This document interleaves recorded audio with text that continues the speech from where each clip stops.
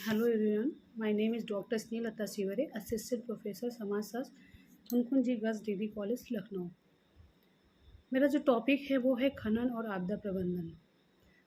खनन अर्थात पृथ्वी के गर्भ में छुपे हुए अयस्कों, धातुओं, खनिजों को बाहर निकालना खनन कहलाता है।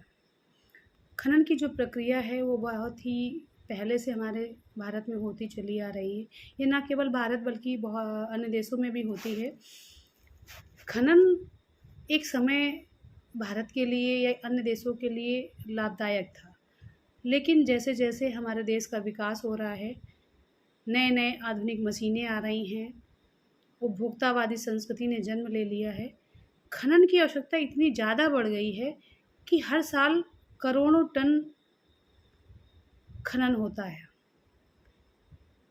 कोई भी चीज़ जब अत्यधिक मात्रा में की जाती है, चाहे वो खनन हो, चाहे वो कोई अन्य चीज़, सभी हमारे लिए हानिकारक परिणाम उत्पन्न करते हैं। जैसे अधिक भोजन करने से भी क्या होता है कि हमें अपच हो जाती है, वैसे ही खनन प्रक्रिया के अधिक होने से हमारा जो एनवायरनमेंट है, जिसमें ना केवल हम बल्कि पशु पक्षी, जलीय जानवर आदि सभी प्रभावित हो रहे हैं।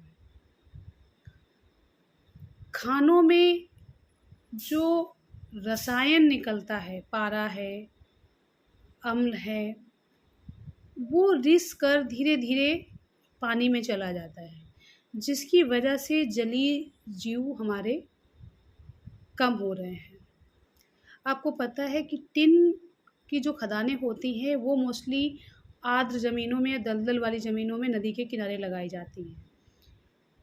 दलदल या आर्द्र ज़मीन में लगाने के कारण हमारे मैंग्रोव जो है वो कम हो रहे हैं, मछलियों का भंडार कम हो गया है, और यही कारण है कि मगरमच्छ जो खारे पानी में रहते हैं वो वहाँ से निकल कर के बाहर आ रहे हैं।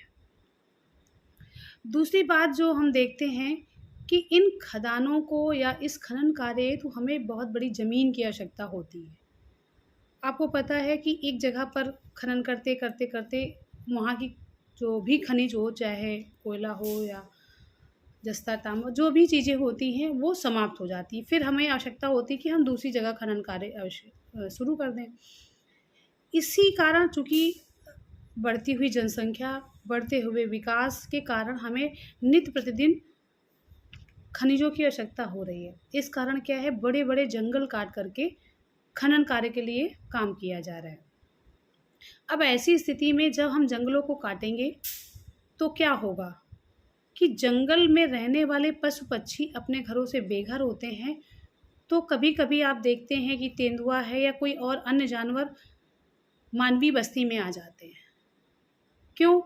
क्योंकि हम उनके जंगल काट रहे हैं। आप सोचिए कि हम कितना बड़ा नुकसान कर रहे हैं एनवायरनमेंट का, कि हम पशुओं से उनका घर छीन रहे हैं। अब जब हम उनके घरों को छीनेंगे तो कहीं ना कहीं वो हम पर हमला तो करेंगे ही।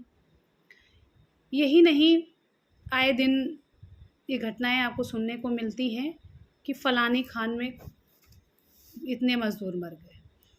कोयला जैसी जो खानें होती हैं उनमें अक्सर आग लग जाती है, और कभी कभी इतनी भयंकर आग लगती है कि उसके बुझाने में कई साल लग जाते हैं। झरिया जैसी जो फेमस खाने हैं कोयले की, वहाँ पर अभी भी ऐसा है कि बहुत पहले आग लगी थी और वो अभी तक बुझी नहीं है। इस तरीके से और बहुत सारी समस्याएं हैं जो खनन की वजह से हमारे जीवन में आ रही हैं, चाहे वो जलवायु विविधता हो या फिर अवसादन हो, मत्स्य जीवन की प्रॉब्लम्स हो, प्रदूषण हो, भूस्खलन हो, वनों की कटाई हो। बहुत सारी ऐसी समस्याएं हैं जिनका निरंतर बढ़ोतरी खनन कार्य जिसमें एक प्रमुख कारण के रूप में है। अब खनन कार्य के लिए जो एक नियम होने चाहिए कि क्या कैसे हम इसको थोड़ा सा कम कर सकते हैं। जनरली देखा जाए तो कम करना थोड़ा मुश्किल तो है, लेकिन फिर भी हम उसमें कुछ कमी ला सकते हैं जिससे कि वो पर्यावरण के पक्ष में हो सके। जैसे कि हमें ऐसी जगह पर ही खदानें खोदनी चाहिए जहाँ पर पर्यावरण में रहने वाले जीवों का, जलीय जीवों का या जो भी हमारे जानवर हैं वो ज़्यादा उसके प्रभाव में ना आए। दूसरी बात, वहाँ पर जो भी संसाधन हो उनकी संख्या निश्चित कर दी जाए। जब भी कोई खदान बनाई जाए तो इस बात का एकदम पक्का मतलब वचन होना चाहिए कि जो भी अपशिष्ट पदार्थ निकलेंगे उसका रिसाइक्लिंग किया जाएगा। अगर वो रिसाइक्लिंग नहीं करते हैं तो उनकी फैक्ट्री या खदान बंद कर दी जाए या फिर उन पे बहुत बड़ा पनिशमेंट लगाया जाए। साथ ही साथ कोशिश ये होनी चाहिए कि किसी भी खदान से अगर किसी तरीके का रसायन रिस रहा है तो उसे निष्प्रभावी किया जाए, उसे किसी भी तरीके से बंद किया जाए। जो विषाक्त पदार्थ होते हैं जो अक्सर खदानों से निकलते हैं उनको ख़त्म किया जाए, समाप्त किया जाए। अगर नहीं हो पा रहा है तो उसका ऑक्सीकरण किया जाए। इसके बाद हम बात करते हैं आपदा प्रबंधन की। आपदा प्रबंधन एक ऐसी स्थिति होती है कि जब कभी ऐसी स्थितियां आ जाती हैं कि मानव और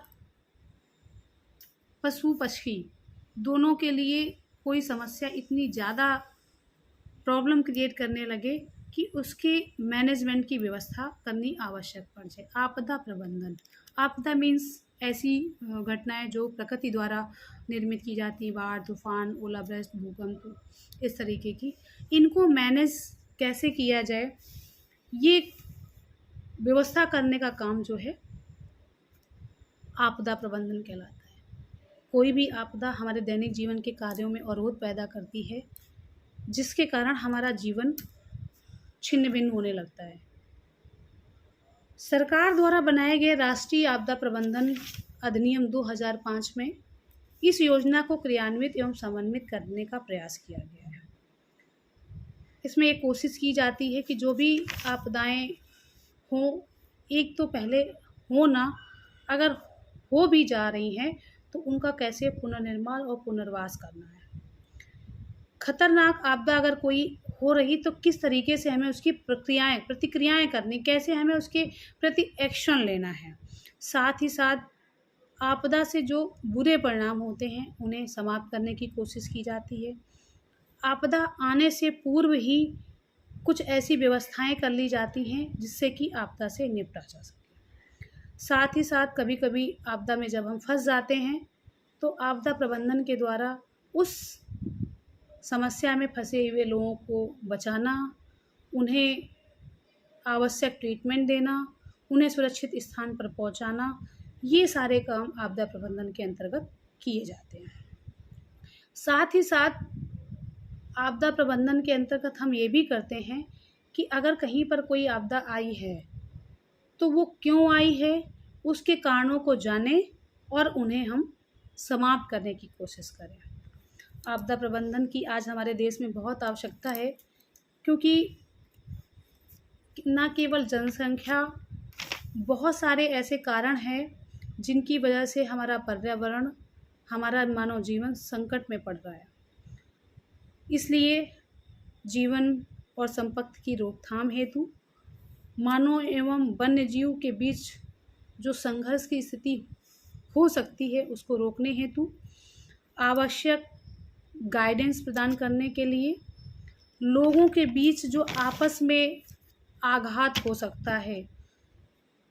आपको पता है जब कोई समस्या आती है ना तो सबसे पहले आदमी ही आदमी का दुश्मन बनता है क्योंकि उस समय ये लगता है कि हम बचें। जैसे अभी कोरोना के समय में हम लोगों ने देखा कि हर व्यक्ति सिर्फ अपनी जान बचाने में लगा हुआ था। यद्यपि ऐसी स्थिति भी आई कि लोग दूसरों के लिए भी सपोर्ट कर रहे थे, लेकिन जिन चीज़ों की कमी थी उसमें हम सिर्फ ये सोच रहे थे कैसे हम सरवाइव करें, कैसे हम बचें। तो खनन वाकई में आज एक बहुत बड़ी समस्या हमारे पर्यावरण के लिए बनती जा रही है। इसे हम पूर्णतया रोक तो नहीं सकते हैं, लेकिन कुछ आवश्यक प्रयासों के द्वारा इससे होने वाली समस्याओं को रोका जा सकता है और आपदा प्रबंधन के माध्यम से खनन कार्य को एक अच्छे कार्य के रूप में विकसित किया जा सकता है। धन्यवाद।